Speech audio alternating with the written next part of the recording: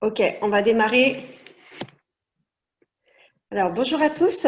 Ravi de vous retrouver au webinaire de l'ameublement français du digital.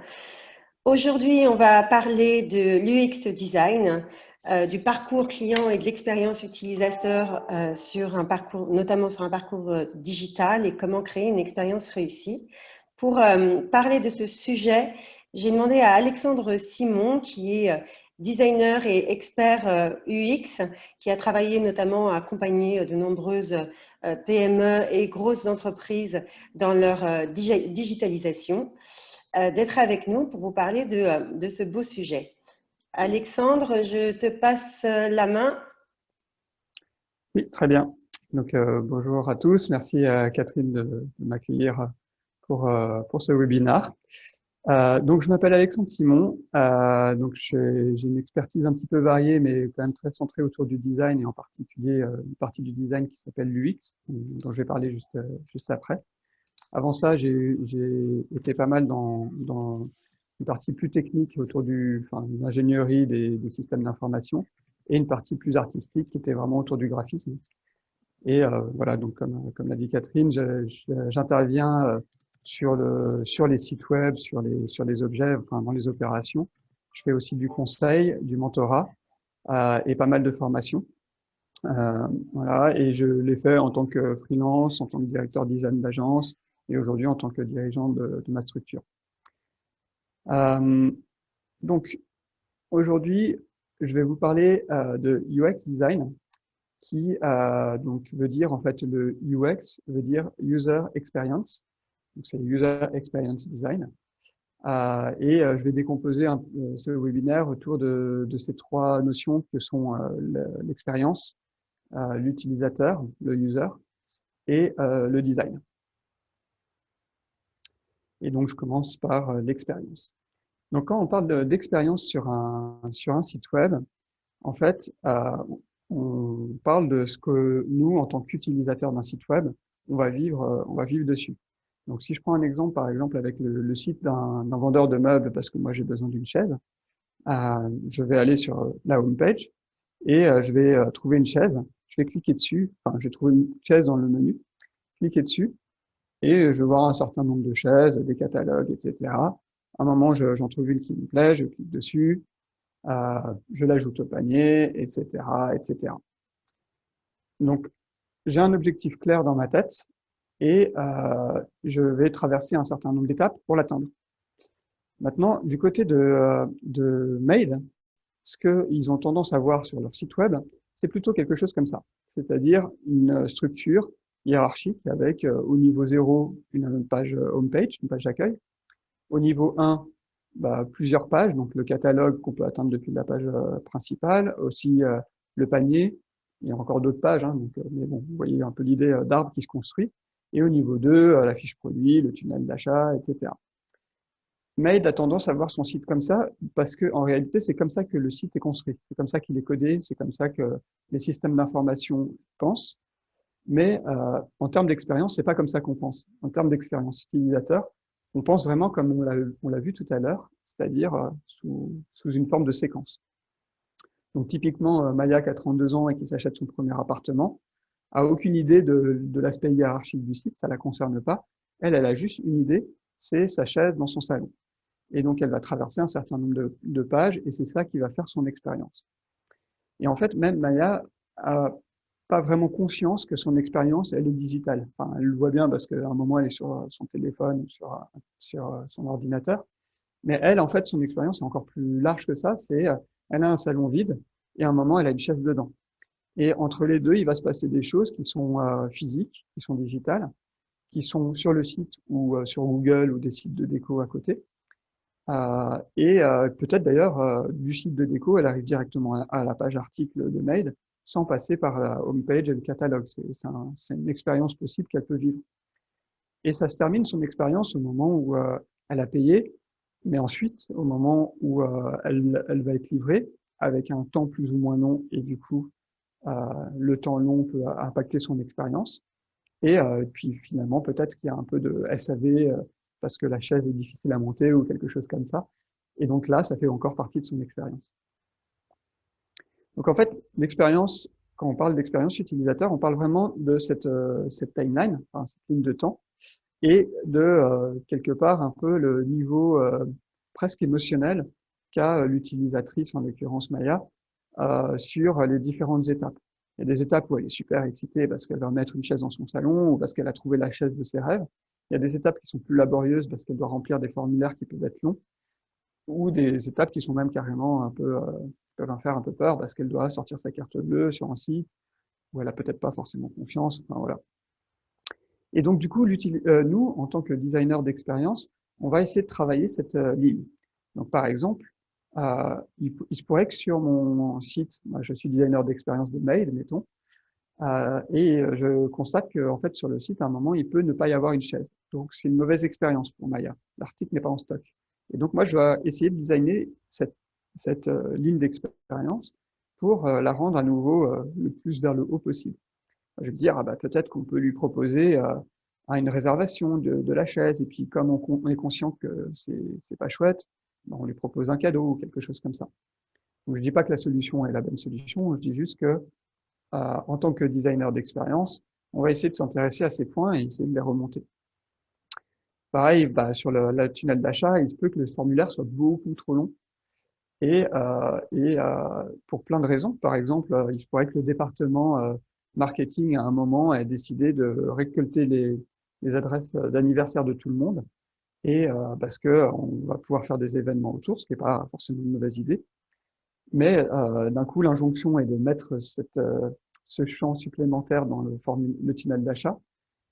Et là, peut-être que c'est pas le moment en fait. Donc du coup, moi, en tant que designer d'expérience, je vais dire, je vais reconnaître que le tunnel d'achat est long pour l'utilisateur. Je vais être un peu son avocat et éventuellement, je vais aller voir le département de marketing en disant, bah, peut-être que on peut déplacer. Je comprends que c'est utile.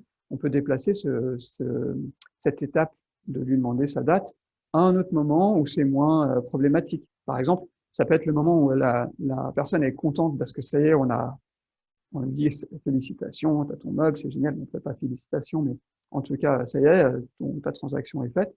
Ah, et si tu veux, la prochaine fois, pour gagner du temps, donne-nous ton mail. Ah, et puis si tu veux profiter de je sais pas quelle offre, donne-nous ta date de naissance, etc. Donc, essayer de profiter plutôt de moments où la personne est high pour lui demander des choses qui sont peut-être un peu plus laborieuses. Ouais, donc voilà. Donc, bah, ça introduit un petit peu cette notion d'expérience avec cette idée que quand on va sur un site web, souvent on n'a pas, c'est pas notre objectif en soi d'aller sur un site web. On a un objectif qui est derrière, qui est à la fin quelque part d'un parcours.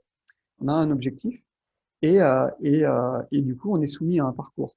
C'est-à-dire qu'on réalise un parcours, mais quelque part on n'est pas, enfin, selon quel site on a en face, on va peut-être un peu subir ce parcours qui va être plus ou moins long, plus ou moins facile.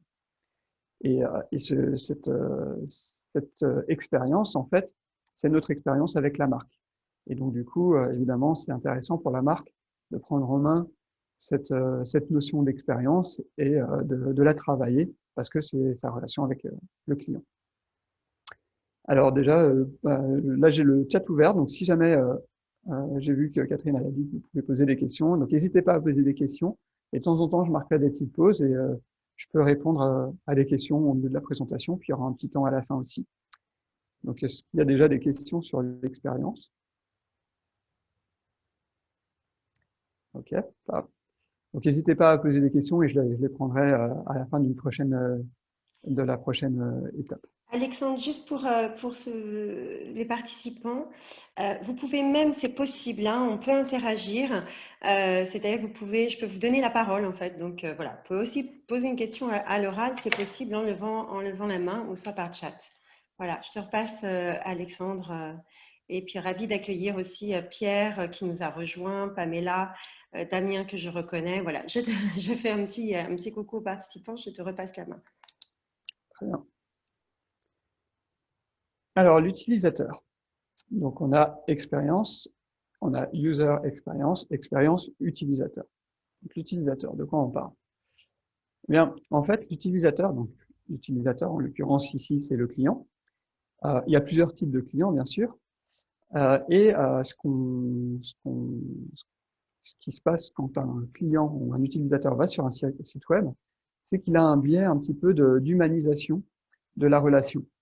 Ce que ça veut dire, c'est que pour lui, un petit peu inconsciemment, d'arriver sur un site web, ça équivaut à rentrer dans un magasin et quelque part, il a cette attente d'avoir une relation comme on pourrait l'avoir avec un vendeur. Bonjour, que puis-je faire pour vous? Bonjour, je cherche une chaise. Alors évidemment, quand on a cette attente un peu cachée et que le vendeur, parce que problème technique ou j'en sais rien, donc, le site web fait oups, nous avons un problème technique, clin d'œil, parce que il y a eu une injonction à un moment dans le grand site avec tout plein de gens qui travaillent pour ce grand site d'un département qui s'est dit attends, aujourd'hui la nouvelle mode c'est un langage conversationnel et donc faut mettre des émoticônes et il faut avoir un langage jeune. Et en fait, dans la relation, dans l'expérience que l'utilisateur vit, si c'est au moment de payer qu'il a quelqu'un qui lui parle comme ça, vous imaginez dans la vraie vie, ça serait super bizarre. Et donc, du coup, ça crée une émotion très désagréable. Je suis face à un fou. En fait, là, il n'a pas compris. J'ai un problème avec ma carte bleue. Je suis stressé parce que je ne sais pas si mon code est passé chez des pirates dans un autre pays. Et lui, il me fait un clin d'œil. Donc, du coup, c'est important de garder un petit peu en tête cette idée de relation. Et c'est comme ça que les designers d'expérience vont réfléchir au site web. Donc, typiquement, comment ils vont penser ça? Ils vont se poser trois grandes questions. Ils vont se poser la question, qu'est-ce que comprend mon client sur le site web? Donc, comment je me présente, enfin, si je humanise la relation, comment je suis habillé, comment je suis coiffé, à quoi mon magasin ressemble, etc. Ensuite, c'est qu'est-ce qu'il ressent.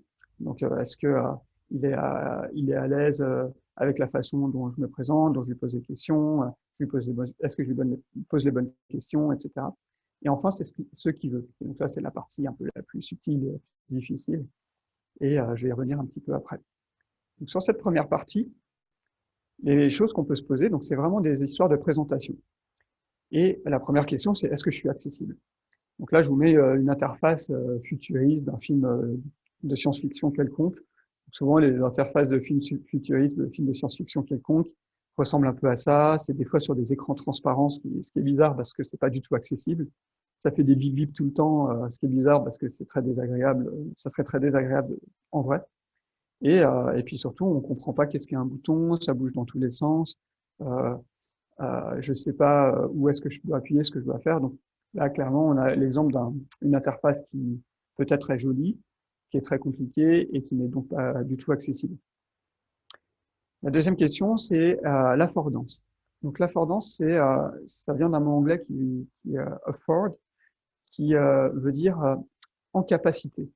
Donc, comment on va mettre en capacité, on va donner la capacité à notre utilisateur de pouvoir agir. Et l'exemple chez les designers, c'est la poignée de porte, typiquement.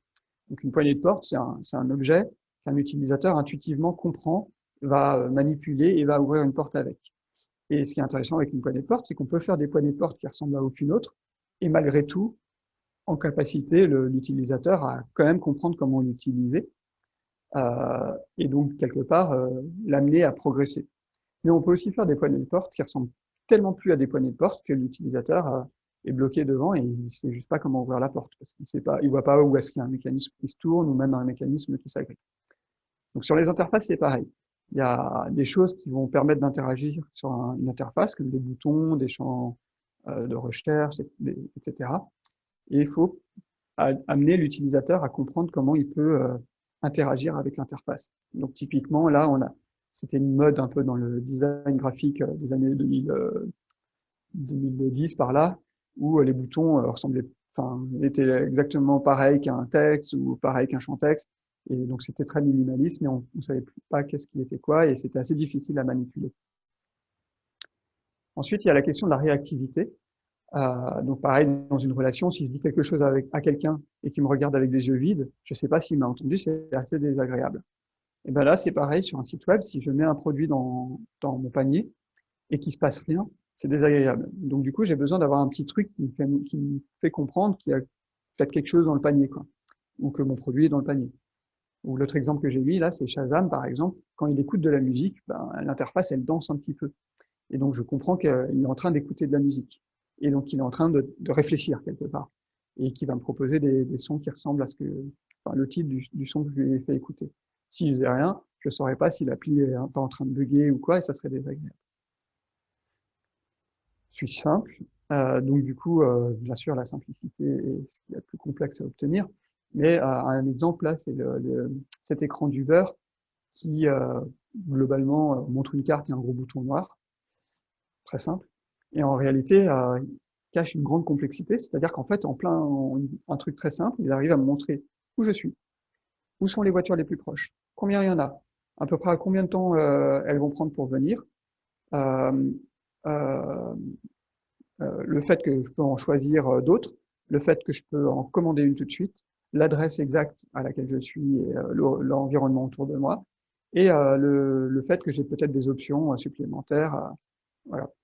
Et tout ça sur un seul écran. Donc il y a un vrai travail de hiérarchie qui me permet de voir tout de suite ce que je dois voir, et après je peux explorer et voir un peu plus.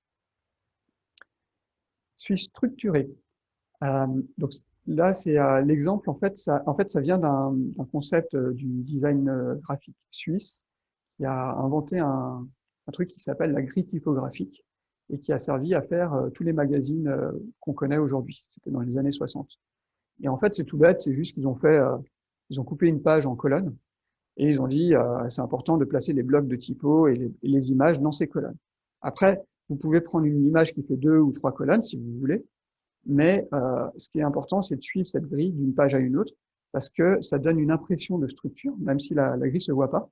Et d'une page à une autre, eh ben, je sens une sorte de solidité du graphisme. Ben, dans le site web, c'est pareil. Si mon logo il se déplace de 3 pixels à une page et 3 à une autre, etc., ça fait pas sérieux et ça fait fragile et ça fait un site où j'ose pas me donner ma carte bleue. Et donc, du coup, il y a besoin de sentir cette structure, pareil, avec une sorte de grille qui fait que d'une page à l'autre, les éléments sont calés, quoi. Après, bien sûr, ma page produit peut prendre les trois colonnes et avoir une belle image en 4 colonnes même. Et j'ai une belle image en plein écran. Mais en tout cas, le coin ne bougera pas d'une page à une autre. Suis-je cohérent? Pareil, un utilisateur va peut-être aller sur votre site sur son téléphone, puis le coup d'après sur son ordinateur, puis le coup d'après sur son comment ça s'appelle, il va avoir une pub, et lui, il va pas forcément se rappeler quel canal il a utilisé, il va se rappeler sa relation avec la marque, et donc du coup, il faut qu'il y ait une forme de cohérence des uns aux autres. Donc j'ai vu une question, si ça va, je la prends à la fin de cette séquence. Je vais répondre. Suis-je tolérant? Donc la tolérance, c'est l'exemple, c'est les interfaces Windows il y a 10 ans ou il y a 15 ans qui faisaient, dès qu'on faisait une action, qui disait es-tu sûr de vouloir faire cette action? Oui, non, enfin annuler. Et donc il y avait un truc très anxiogène et du coup on n'osait rien faire et finalement on ne faisait plus rien. Et la tendance actuelle, c'est plutôt de laisser les gens faire et juste dire au fur et à mesure, ton password n'est pas encore assez bon. Donc là, c'est le premier exemple. Puis dès qu'il est un peu mieux, la barre devient orange, puis elle devient verte. Ou alors l'autre exemple, c'est Google qui, quand on efface un fichier dans Drive, il va mettre un petit pop-in qui apparaît un peu en fondu et qui va dire tu as effacé un fichier, sache que si c'est une erreur, tu peux annuler en cliquant sur Undo. Et aussi, sache que il va être conservé pendant un mois, tu pourras toujours aller dans ta poubelle le retrouver. Donc, super déstressant, et donc, du coup, voilà. Voilà, donc du coup, la deuxième section, et je vais juste prendre la question. Donc, il y a quelqu'un qui me pose la question. Donc, on doit suivre les normes actuelles du design, où il existe des sites de e-commerce qui se démarquent et convertissent quand même. Alors, c'est une bonne question. Et je pense que le mieux, c'est que en fait, j'y réponde après les que ressent-il, les que veut-il. Parce que, en fait, plus on va rentrer justement dans ce qui se passe avec l'utilisateur, plus on va trouver justement des façons de se démarquer personnelles, tout en respectant les codes. Parce qu'en fait, évidemment, la réponse, c'est une sorte de juste milieu. Il y a des codes qu'on ne veut pas détourner, parce que c'est quelque part les attentes des utilisateurs aujourd'hui. Il y a même des codes qu'on veut essayer de rattraper. Typiquement Airbnb, ça a mis une claque à tous les sites web qui n'étaient pas très bien faits à l'époque où c'est sorti parce que l'ergonomie était fantastique. Et du coup, les attentes de tous les internautes du monde entier ont été montées à cause de sites comme Airbnb. Et du coup, tous les sites de e-commerce qui suivaient pas ont baissé de niveau parce que les attentes ont monté. Donc, il y a une espèce de jeu subtil entre suivre les codes actuels et réfléchir pour soi par rapport à sa relation avec son client. Je reviendrai peut-être un peu après quand j'aurai passé que ressent-il et que veut-il. Alors, que ressent-il? Donc, déjà, là, on rentre un peu plus dans la relation. Donc, dans le moment du magasin, en fait, c'est vraiment qui est cette personne, pourquoi il rentre dans mon magasin et qu'est-ce que je peux lui donner pour qu'il se sente à l'aise et que je réponde à ses attentes. Donc déjà, la première chose, c'est est-ce qu'il sait où est-ce qu'il est? Ça se trouve, il est arrivé par hasard sur mon site, il a aucune idée. Et donc, du coup, il ne sait pas. Est-ce que je me suis présenté? Donc là, je vous ai mis un exemple typique des landing pages de sites de start-up. Il y avait toujours trois gros points avec souvent des icônes pour dire en 3 points qui on est. Et mieux qu'en 3 points qui on est, c'est en 3 points à quel besoin on répond. Sous-entendu, on se dit, est-ce que cette personne, en gros, c'est quoi les 3 besoins d'une personne qui vient dans notre magasin, qui fait qu'à un moment où ils vont acheter quelque chose chez nous. Et une fois que j'ai identifié ces 3 besoins, je les mets vraiment sur ma page web en disant, bonjour, si tu as besoin de ça, est-ce que tu as déjà eu besoin de ça? Est-ce que tu as déjà besoin de ça? Est-ce que tu as déjà eu besoin de ça?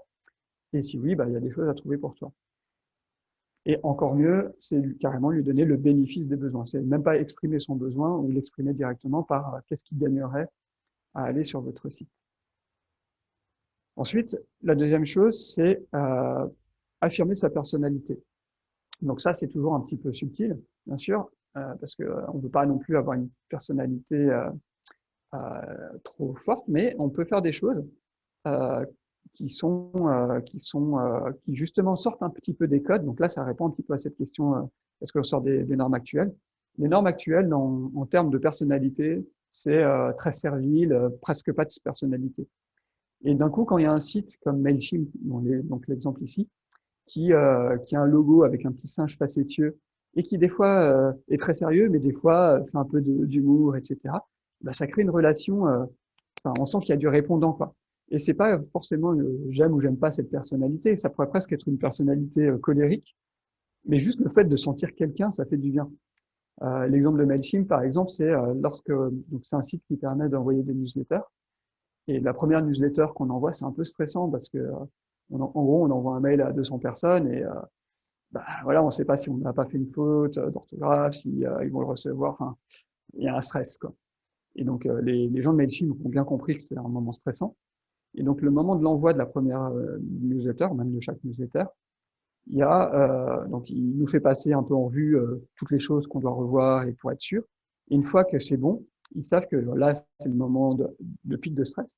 Et donc là, il y a une espèce de gif animé avec la main du singe qui est illustrée, qui descend et avec le doigt qui va appuyer un gros bouton. Puis on voit une goutte qui descend sur la main pour montrer un peu le stress. Et un message super encourageant, allez, vas-y, vas-y. Et quand on le fait, il y a une espèce de c'est bon, tu l'as fait.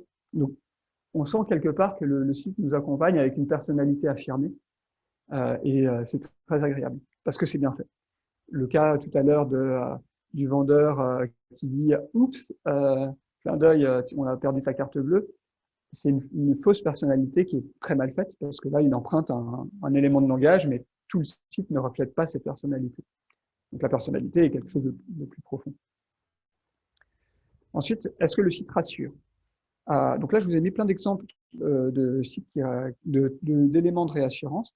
Et donc là, encore une fois, l'idée, c'est pareil. Quelqu'un rentre dans un magasin, il va tout de suite scanner un peu le truc et il va se dire, oula, ce truc, il a l'air tout vermoulu, il y a un peu de poussière là et tout ça, je suis pas rassuré sur la qualité des produits. Ou au contraire, c'est super clinquant et je le sens bien et le vendeur a l'air vraiment humain et sympathique. Je suis rassuré. Donc, il y a un vrai enjeu, bien sûr, à rassurer. Et il y a eu plein d'étapes depuis des années sur comment on rassure.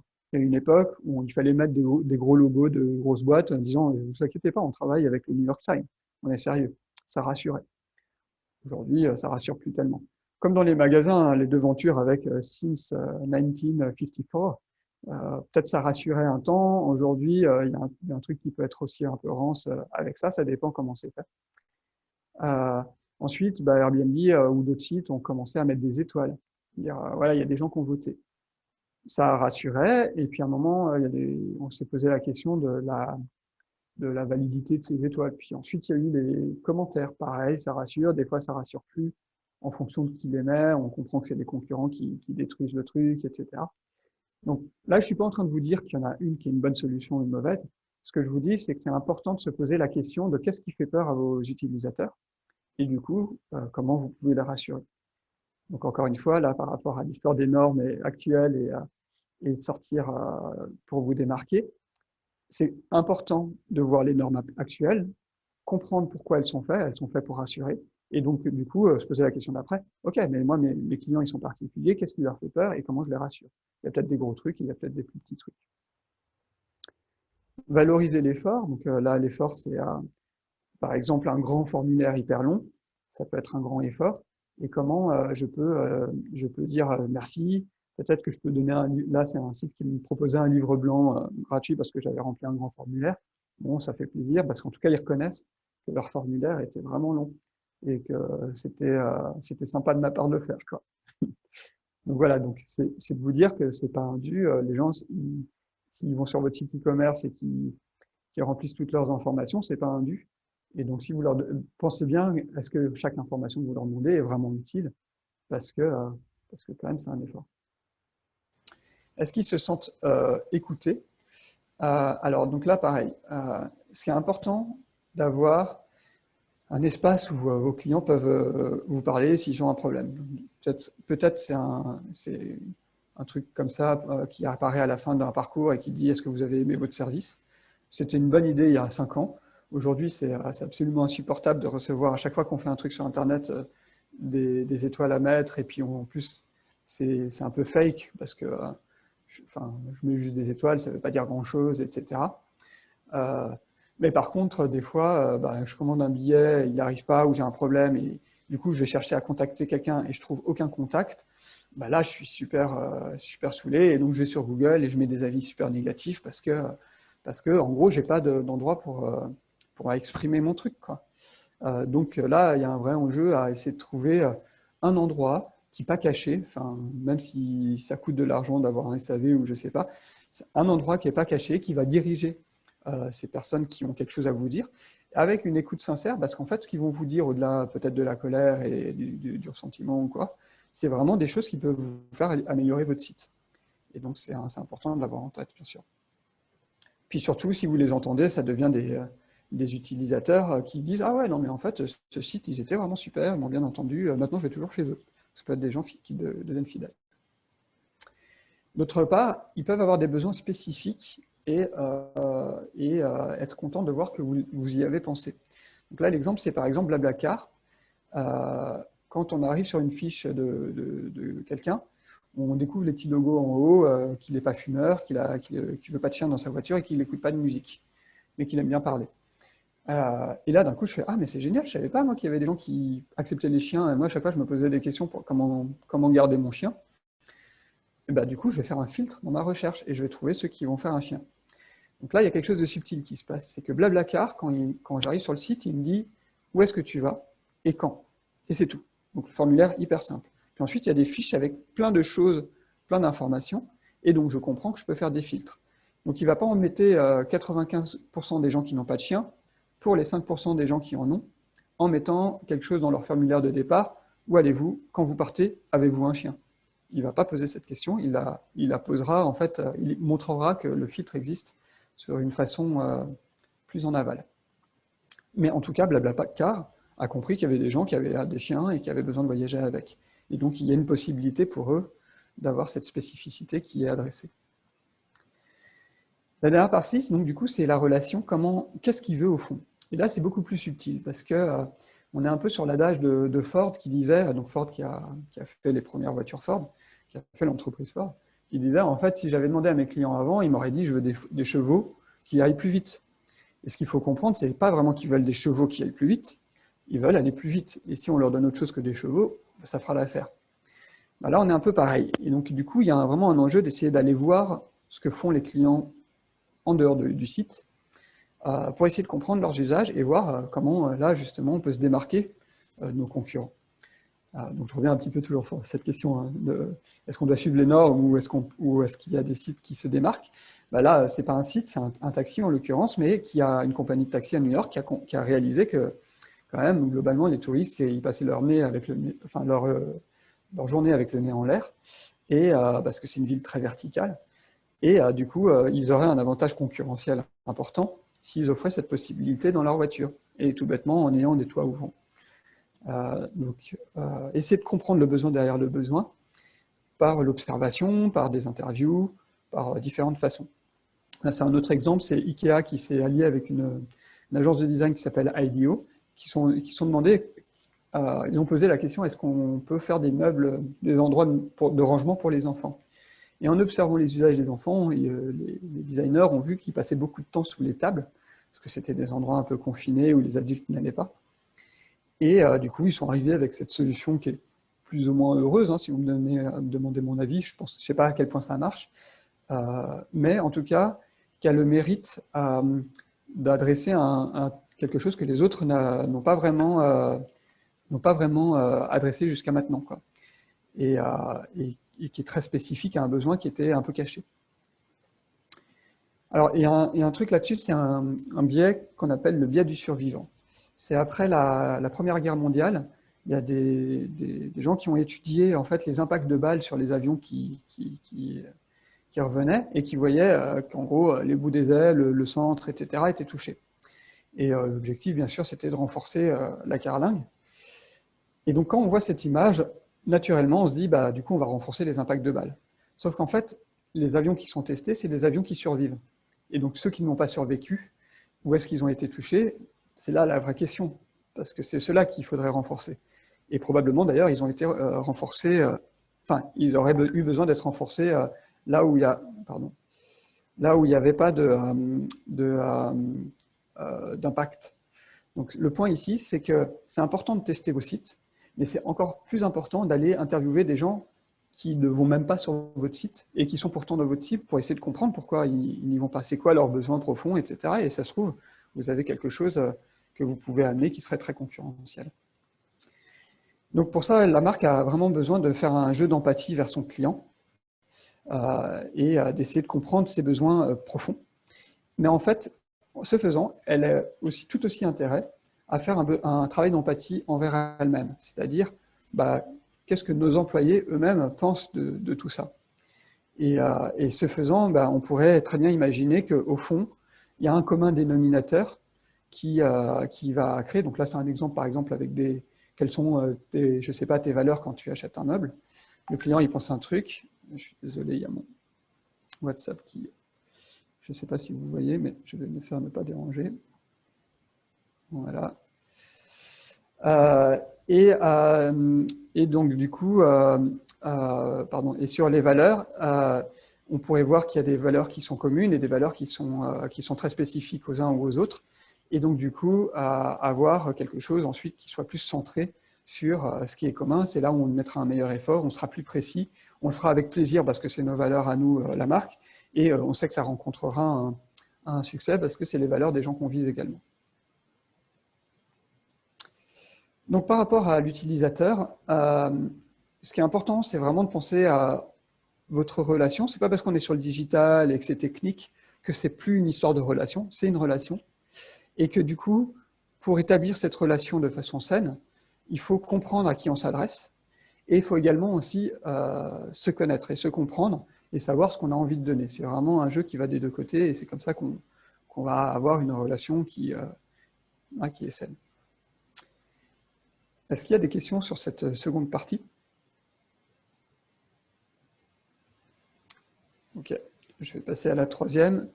Et puis à la fin de la troisième, de toute façon, je prendrai les grandes questions. Et donc, ça sera aussi l'occasion de pousser aussi cette question de comment on se démarque si je n'y ai pas déjà répondu.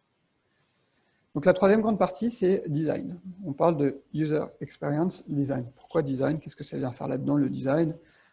Bon, c'est bizarre, parce que le design, au fond, quand on entend ce mot, en tout cas en France, ce qui nous vient en tête, c'est plutôt quelque chose de ce type, une chaise, un objet du quotidien, souvent avec des formes un peu épurées et fonctionnelles. Et de fait, c'est vrai, les designers travaillent bien sûr les objets du quotidien. Donc déjà, design, en fait, ça vient du latin designare, qui a la racine, en fait, autant du mot dessin EIN, donc l'objectif, que dessin IN, la forme. Sous-entendu qu'en fait, un designer, il va travailler autant le fond que la forme, et dans un langage plus contemporain des entreprises actuelles, autant au niveau opérationnel qu'au niveau stratégique.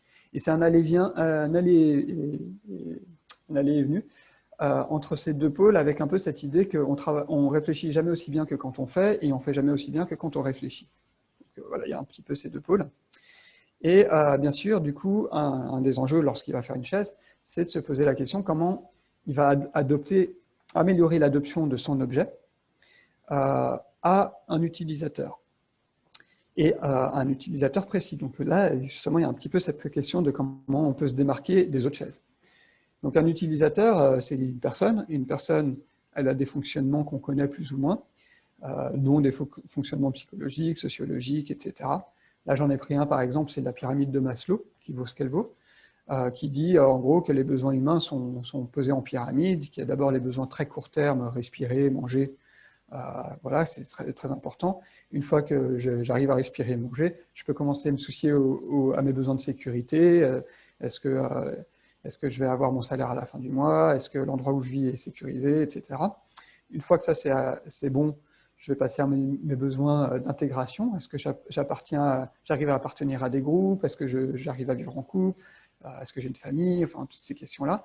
Et une fois que ça c'est bon, je vais pouvoir penser à mes besoins personnels, épanouissement, est-ce que je fais des choses qui me plaisent, est-ce que tout ce qui se passe autour de moi fait sens, etc.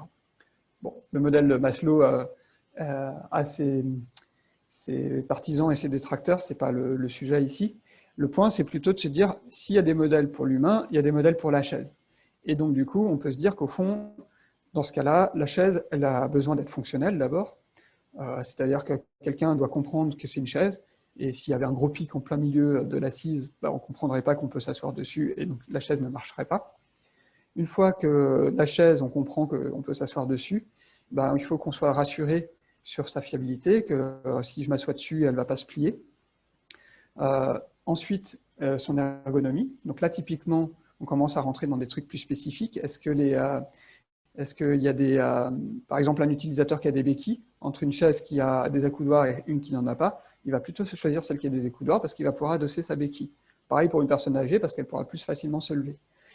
Là où une personne jeune dans un bar sera très content d'aller sur une chaise de bistrot qui est en hauteur et qui n'a pas d'assise. Donc les utilisateurs auront des besoins différents et donc là on va rentrer dans des questions d'ergonomie et la chaise va être entre guillemets intégrée avec des utilisateurs différents.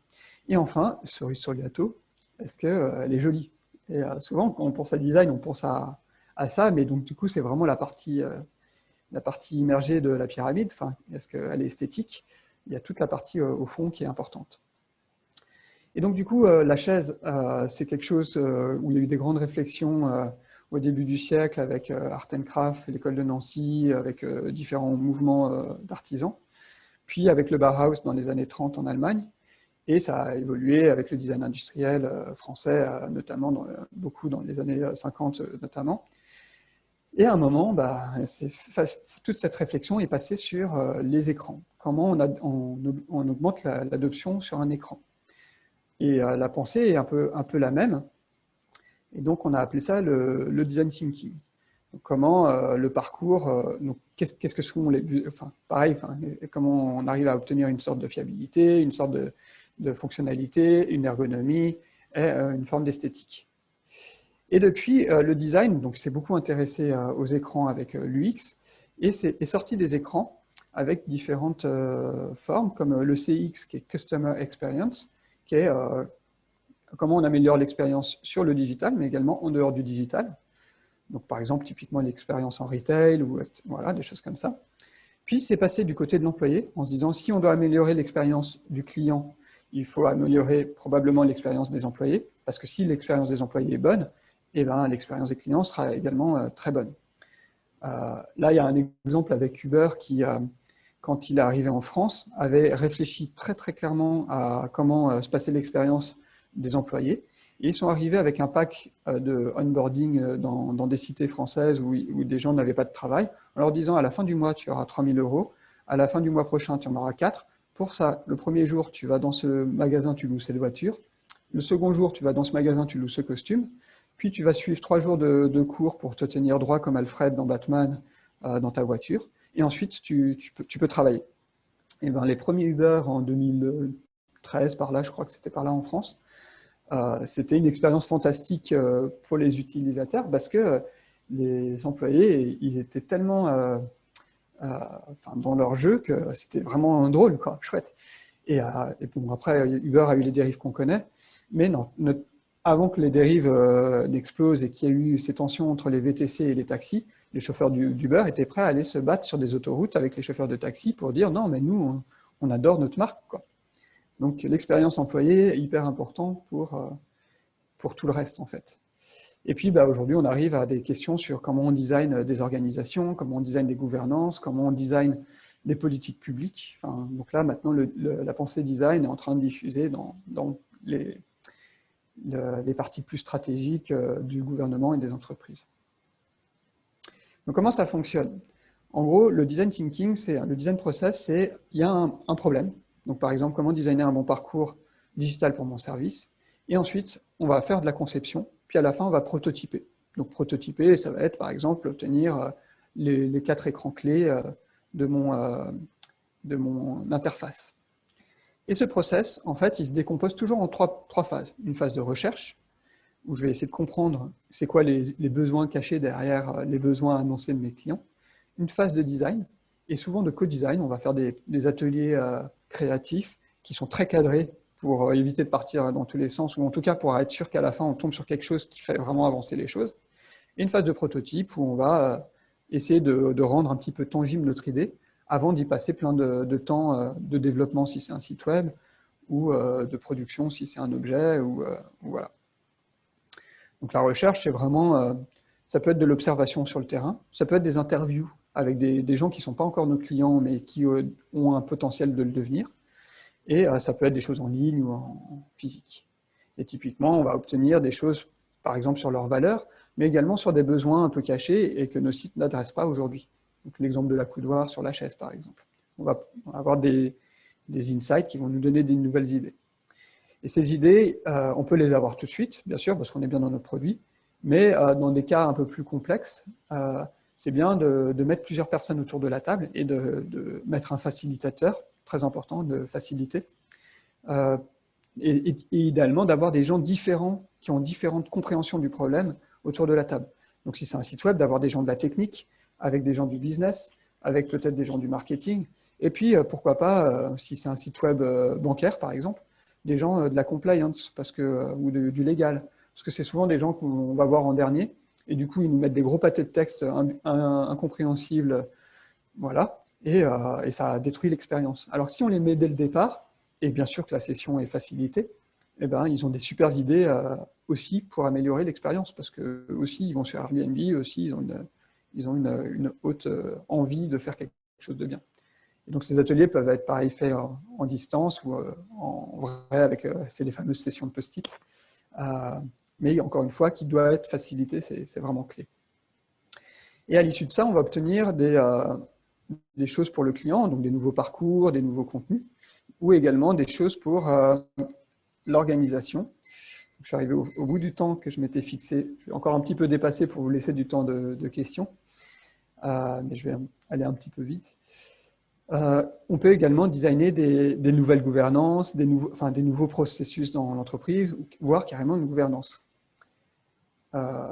Donc, je vous donne très rapidement quelques exemples. Donc ça, c'est un exemple de site web pour un médecin du sport qui avait créé un algorithme, qui avait réalisé qu'en fait, avec 3 questions, il arrivait a déterminé 80% des blessures de ses clients et que dedans, il y avait encore 80% où en gros, les clients pouvaient faire quelque chose par eux-mêmes sans l'intervention d'un praticien. Du coup, il s'est dit, à juste titre, qu'il pouvait faire ça dans une appli et du coup, ça lui ramènerait des prospects, donc les fameux 20%. Et j'ai dit, OK, donc moi, j'étais appelé pour designer les écrans de l'appli et faire une bonne expérience. Et en fait, j'ai interviewé plusieurs personnes sur leur relation au sport et à la médecine. Et j'ai réalisé dans ces discussions qu'il y avait quelque chose de très important qui se passait dans la relation avec le médecin, notamment que la première fois qu'on y va, on a une relation un petit peu distante, on se voit, etc. Mais en fait, l'envie, c'est d'avoir un médecin stable parce que c'est quand même quelque chose de compliqué à aller chercher, un bon médecin. Et donc, du coup, si ça se passe bien, on a envie de retourner le voir, etc. Et assez vite, on vient dans un mode, OK, on se tutoie, qui valide le fait que, bon, maintenant, tu es mon médecin. Et puis après, il y a le troisième niveau, qui est le médecin de famille, qui connaît le nom de votre grand-mère, l'anniversaire de votre fille, etc.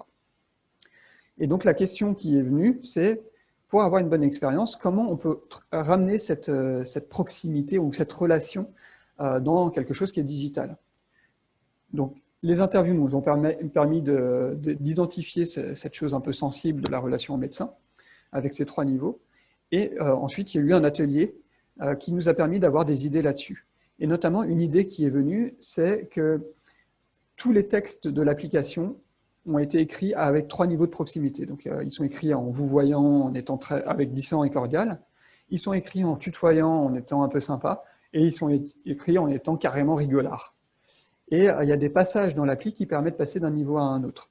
Donc, un usage typique dans l'expérience, je me fais mal au genou, je télécharge l'application, j'ai le docteur sympathique là, avec les yeux qui sourient, qui me dit « Bonjour monsieur », il me pose ces trois questions, il me dit « Ok, je pense que vous avez une luxation au genou, mettez un peu de glaçon, ça devrait aller mieux ». Je fais ça, ça va mieux. 3 semaines plus tard, je me fais quelque chose au coude, j'y retourne, il me dit « Bonjour », il me pose ces trois questions, il me fait « Ah, je pense que… » Là, il faut juste mettre un pansement et ça va aller. Et au fait, comment va votre genou? Donc là, je suis assez surpris. Il se rappelle de mon genou. Bon, ok, c'est une application, mais il se rappelle. Et il me propose de dire, mon genou va beaucoup mieux, pas terrible, ou ça ne vous regarde pas. Donc, si je réponds à questions 1 et 2, l'application va me dire, ah, je suis content que ça va mieux, ou ah, c'est dur, essayez de mettre ça ou ça peut-être. Et ensuite, il va me dire, est-ce qu'on peut se tutoyer? Et là, je peux répondre oui ou non. Si je réponds oui, paf, l'application bascule dans un niveau de proximité plus important. Et si je réponds non, je reste au niveau 1. Et donc, il y a d'autres passages où il va faire des blagues franchement un peu osées, et puis du coup, ça va me faire passer dans le niveau 3. Donc ça, c'est typiquement quelque chose qui va me démarquer des concurrents, qui est complètement hors code, mais en même temps qui répond à un besoin qu'on a analysé. Voilà, donc ça, c'est un exemple. Et celui-là, je vais le passer très vite parce que c'est complexe, mais très globalement, c'est BNP Wealth Management qui veut améliorer l'expérience de leurs clients. Et en interviewant les employés, on se rend compte que les clients, ils ont une mauvaise expérience parce que les employés ont une mauvaise expérience. Donc, on leur propose de faire un gros atelier avec le top management pour essayer d'améliorer l'expérience des employés. Et ce qui est intéressant, là, les choses que vous voyez, les gros papiers, c'est un outil de design qu'on a facilité, qui permettait de définir c'est quoi le problème as is, donc tel que c'est aujourd'hui, en anglais as is, et ensuite, une fois qu'ils avaient passé une journée sur le problème, de faire le to be, donc qu'est-ce qu'on voudrait que ça soit. Et il y a des gens qui ont fait un to be, enfin qui avaient un problème de base qui était plutôt un problème de process et qui ont dessiné le process idéal pour eux. Et il y a des gens carrément qui avaient un problème de gouvernance, donc c'était l'IT qui disait en fait, nous, on nous demande trop de trucs différents, mais il n'y a personne qui priorise. On a besoin d'avoir un rôle, donc dans le to be, on a besoin d'avoir un rôle qui centralise toutes les demandes et qui les priorise. Et du coup, on arrivera à beaucoup mieux prioriser notre travail et mieux travailler et à faire une meilleure expérience pour tout le reste de l'entreprise. Et ce qui était intéressant, c'est que pour prototyper cette idée, en fait, le CIO de BNP Wealth Management était là. Dans la table, on a demandé est-ce qu'il y a des gens qui seraient motivés pour prendre ce rôle. Il y a quelqu'un qui s'est proposé. On a demandé au CEO est-ce que vous êtes d'accord qu'on teste pendant 6 mois. Il a dit oui. Et bien voilà, le prototype était là. On a pu prototyper une nouvelle gouvernance suite à un atelier de 2 jours qui prenait des notions aussi complexes de comment améliorer la priorisation de l'IT d'un groupe de plusieurs plusieurs dizaines de milliers de personnes. Voilà, et donc bon, celui-là, je vais le passer parce que ça prend plus de temps. Et voilà, la dernière chose aussi que je voulais vous dire, c'est que le design process, en fait, c'est un design qui est un processus qui est rapide. On a un problème, on essaye vite de comprendre un peu c'est quoi les enjeux des personnes qui sont concernées par le problème. On se fait un atelier pour avoir des idées, on prototype quelque chose de rapidement, et ensuite on le teste. On le teste avant de relancer un grand développement d'un site, etc. Quitte à ensuite relancer la boucle une deuxième, une troisième fois, et à chaque fois qu'on va le refaire, on va s'approcher de la solution idéale. Donc c'est vraiment quelque chose qui s'itère. Et du coup, ce test permet d'améliorer à la fois l'expérience de nos clients, mais également notre expérience à nous en tant qu'employés. Alors en conclusion, le design, pourquoi le design là-dedans? Parce que le design a une façon de penser et d'adresser les problèmes qui est à la fois pragmatique et à la fois stratégique, que le design permet du coup de concevoir une meilleure expérience pour l'utilisateur final, mais également le design permet de créer un cadre pour que les employés conçoivent eux-mêmes l'expérience de leurs utilisateurs. Sachant que dans beaucoup de cas, les meilleurs experts des clients, c'est les employés eux-mêmes, c'est ceux qui sont en contact avec eux ou qui travaillent au jour le jour pour eux. Carrément, le dernier niveau, c'est que le design permet de concevoir un cadre pour que les employés conçoivent leur expérience à eux afin de faire encore mieux leur travail pour leurs clients. Donc là, c'est un peu des boîtes de poupées russes, mais c'est vraiment là où aujourd'hui la pensée design se situe. Voilà, donc pour résumer, on parle d'expérience design, et quand on parle d'expérience, il faut vraiment penser en ligne de temps, avec une courbe émotionnelle. L'expérience, en gros, c'est ce que je vis étape après étape, c'est ce que vit mon client étape après étape. Et que pour travailler ça, l'entreprise a besoin de se poser la question, qui sont nos clients, qui sommes-nous, quelles relations on souhaite créer. Voilà, essayer d'avoir un peu un travail d'introspection et de relation. Et une fois qu'on a ça qui est bien posé, alors du coup, ça devient très, très intéressant et facile même de créer des ateliers pour améliorer l'expérience des clients ou améliorer l'expérience des employés afin d'améliorer l'expérience des clients. Voilà. Est-ce qu'il y a des questions? Merci beaucoup Alex, c'était vraiment, je trouve ce sujet toujours passionnant. Est-ce que vous avez des questions? Alors n'hésitez pas, vous pouvez... Merci Brendan. Je pense qu'on a répondu, tu as répondu Alex à la question de Brendan, est-ce qu'il fallait suivre en fait les codes classiques du design ou s'en écarter pour justement se différencier. Donc je pense que tu as répondu que c'était un chemin entre les deux, de respecter une structure, etc. Dans l'exercice, mais de se différencier selon son positionnement et l'histoire qu'on a à raconter sur le parcours. Et on a vu l'exemple d'Airbnb qui sont arrivés avec une ergonomie complètement disruptive sur le marché. Moi, je me rappellerai toujours, Alexandre, parce qu'on a travaillé on a travaillé ensemble à ce moment-là, en plus. sur des sujets d'expérience client, et on regardait Airbnb qui est arrivé, qui a juste fait un gros moteur de recherche en disant vous allez où, vous partez quand et vous êtes combien de personnes. Enfin voilà, c'était hyper simple, alors que quelque part, les sites internet qui faisaient de la location de lieux, il y en avait plein, mais voilà, ils offraient une expérience tellement simple et tellement adaptée en fait à l'usage qu'on avait d'un voyage, que c'était un très bel exemple. Après, il respectait effectivement certains codes en fait du web design et de la structure d'un site. Est-ce qu'il y a des questions parmi vous, ou vous voulez prendre la parole? Vous avez des remarques, ou on va clôturer? Alors, peut-être juste Alexandre, parce que toutes nos entreprises ne sont pas des gros groupes avec beaucoup de moyens. Et quand je suis une entreprise, effectivement, qui est en train de travailler ma digitalisation, et notamment sur mon site internet, où on a été, certaines entreprises, habituées bien sûr au physique. Qu'est-ce que tu pourrais leur dire, les 3 conseils que tu pourrais leur dire pour améliorer en fait l'expérience sur leur site internet? D'ailleurs, qu'il soit un site marchand ou pas, hein, parce que tous n'ont pas évidemment des sites marchands.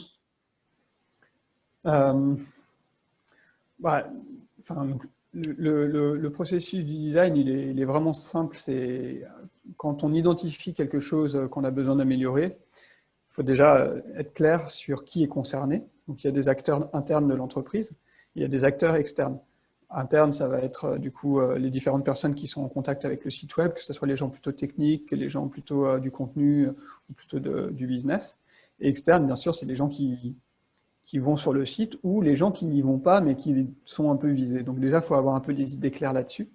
Et ensuite, essayer d'avoir le plus d'informations possible sur les gens qui y vont et surtout sur ceux qui n'y vont pas. Là, le fameux biais des avions là. Et pour ça, créer des interviews. Alors après, les interviews, c'est bien quand les employés le font. C'est bien aussi d'être un peu accompagné parce qu'il y a une façon de faire les interviews pour pas trop les biaiser. Et aussi, quand on dit interview, tout de suite, on a l'impression que c'est une étude quali, que ça va être long et cher. En fait, il y a un chiffre qui est magique, qui est pour le bon ratio du bon nombre d'interviews par rapport à l'effort qu'on va y mettre en sachant que c'est quelque chose en mouvement, c'est autour de 6-8 interviews. Donc, c'est pas beaucoup en fait. Ça peut être vraiment, et même déjà 2, c'est déjà beaucoup mieux que pas du tout. C'est juste vraiment histoire de se débiaiser par rapport à nos croyances à nous d'utilisateurs. Donc ça, c'est vraiment le premier conseil. Le deuxième conseil, c'est toujours un peu, ça fait toujours un peu peur de travailler, même dans une petite entreprise, de travailler avec des gens qui font pas la même chose que nous, parce qu'ils n'ont pas la même façon de penser, etc. Donc typiquement, un IT va avoir du mal à travailler avec des gens du marketing. Il y a souvent des gens de tension entre ces deux populations, que ce soit dans un grand groupe ou même dans une petite structure, parce que les besoins sont tellement différents. Et donc du coup, et pourtant c'est hyper important de le faire parce qu'il y a vraiment des choses magiques qui peuvent sortir de l'intelligence collective. Et ça, c'est vraiment pour moi un truc un peu clé, c'est il faut un facilitateur qui prenne sur lui le problème qu'on va résoudre ensemble et qui gère la discussion de groupe. Parce que déjà, c'est beaucoup plus agréable, on est en confiance, on sait qu'on part de quelque part, on va arriver quelque part, et on sait que notre voix va être entendue, alors que d'habitude, en face, on a une grande gueule, entre guillemets, et du coup, on ne peut pas parler face à lui. Donc, c'est vraiment un truc un peu, c'est presque de la psychologie d'entreprise, mais ça aide vraiment à avancer. Donc ça, c'est peut-être le deuxième conseil. Et le troisième aussi, c'est que en fait, un site web, c'est un truc technique, mais avant tout, c'est un truc d'humain. Et d'humain, des gens de l'entreprise sont les humains, les premiers humains qui vont être concernés. Donc, de ne pas penser qu'améliorer son expérience digitale soit un problème que purement technique. Voilà. Ça, c'est un peu les 3 conseils que je pourrais donner. Ok, merci beaucoup Alex. Alors s'il n'y a pas d'autres questions, on va juste vous rappeler qu'à l'Ameublement Français, on prépare en ce moment la semaine de l'art de recevoir à la française dans le cadre d'Équipe Hôtel Week, en partenariat avec le French Design by VIA. Vous aurez une semaine à partir du 16, donc la semaine prochaine, vous pouvez vous rendre sur le site internet de l'Ameublement Français où jour par jour, vous avez tout un programme de conférences avec des rendez-vous avec des architectes comme Jean-Philippe Nuel, Franck Cousin ou encore Sarah Lavoine. Donc, retrouvez-nous sur le site internet et vous aurez aussi des rencontres e-commerce le 24 novembre. Vous retrouverez tout l'agenda de nos événements sur notre site internet. Voilà. Merci à tous. Si vous voulez me contacter, je crois que je ne l'ai pas dit en entrée, je suis Catherine Verrec pour ceux qui ne me connaissent pas. Vous retrouvez l'équipe et toutes les adresses mail aussi sur le site internet. Merci Alexandre. La présentation, je vous la ferai parvenir. Il y aura un replay aussi de ce webinaire et vous aurez bien sûr le contact d'Alexandre qui est si vous avez des problématiques et que vous voulez le UX et que vous voulez le contacter. Alexandre, avec beaucoup de pédagogie, accompagne les équipes. Je pense qu'il en a fait la démonstration au cours de l'exercice. J'ai eu la chance de travailler avec Alexandre qui a résolu des problématiques des fois qui pouvaient paraître complexes et qui étaient en fait beaucoup plus simples qu'il ne paraissait. Voilà, merci à tous et très, très belle journée. À bientôt. Au revoir. Merci à tous.